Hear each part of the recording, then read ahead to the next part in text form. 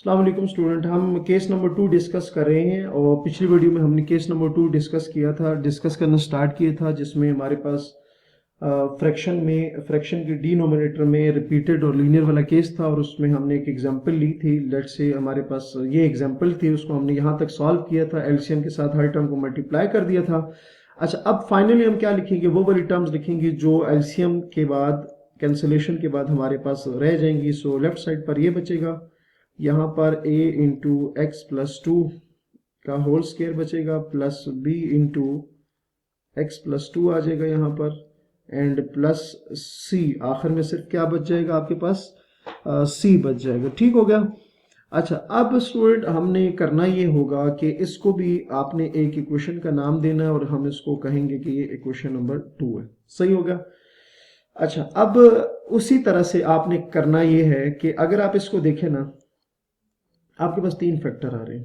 ठीक है, यहाँ लीनियर फैक्टर है बट नॉन रिपीटेड है, ये लीनियर है बट रिपीटेड है, लीनियर है बट रिपीटेड है।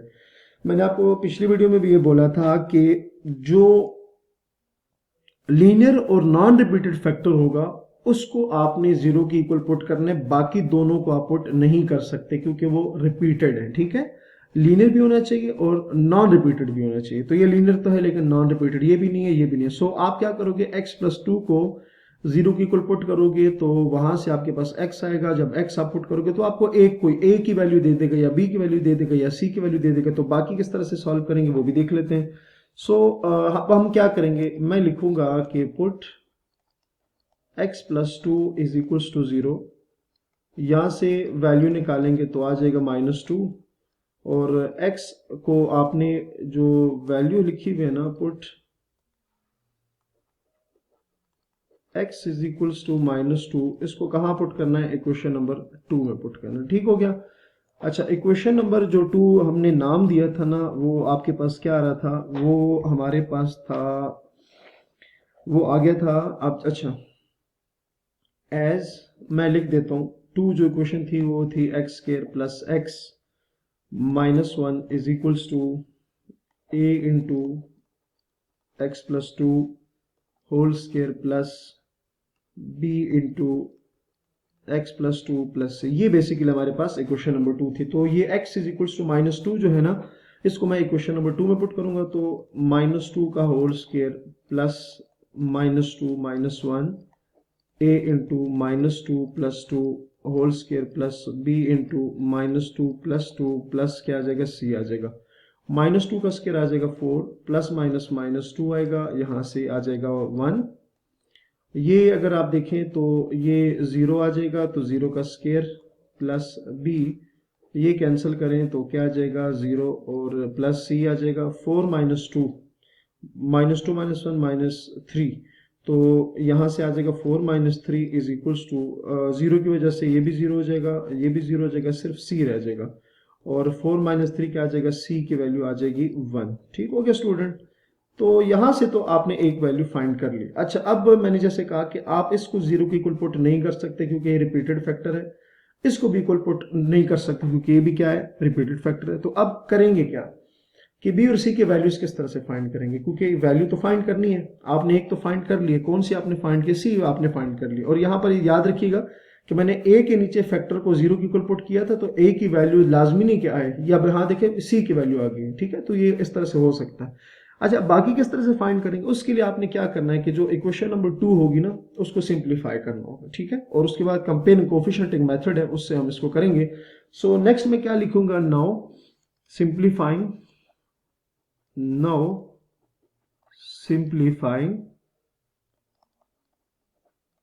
Simplifying equation number 2।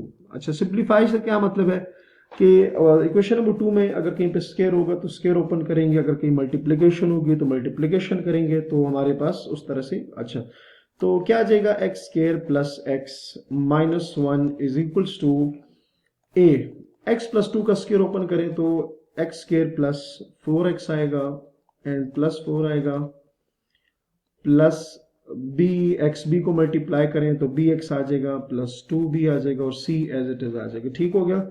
मजीद सिंप्लीफाई करें तो x square plus x minus 1, इसको मल्टीप्लाई करें a x square plus 4ax plus 4a plus b x plus 2b plus c, और इस इक्वेशन को आपने इक्वेशन नंबर 3 से डिनोट कर लेना है।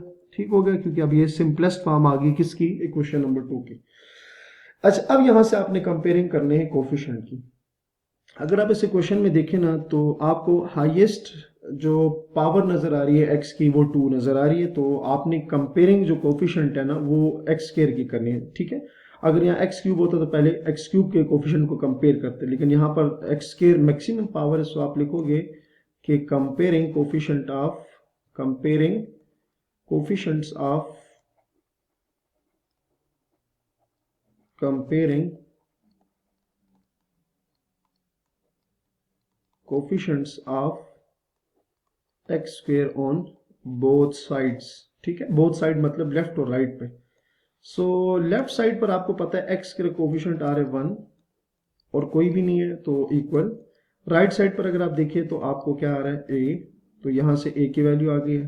क्लियर, दो वैल्यूज हो गई।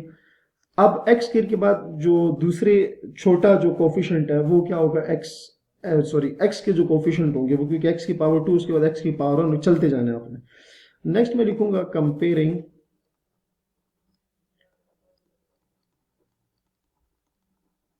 Coefficients of x on both side. Equation number 3 की मैं बात करूं। ठीक है, सो यहां पर अगर आप देखें तो x कोफिशिएंट क्या आ रहा है, x कोफिशिएंट आ रहा है 1 लेफ्ट साइड पे।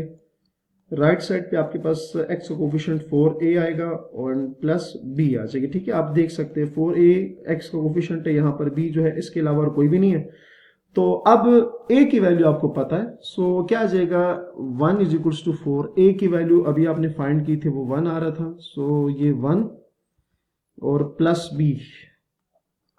b, सो 1 ये इधर आएगा तो -4 इज इक्वल्स टू क्या आ जाएगा b। सो b की वैल्यू आपके पास क्या आ जाएगी -3। तो तीनों वैल्यूज फाइंड हो गई हैं। अब आप ये जो तीनों वैल्यूज है ना इसको आप इक्वेशन नंबर 1 में पुट करोगे। पुट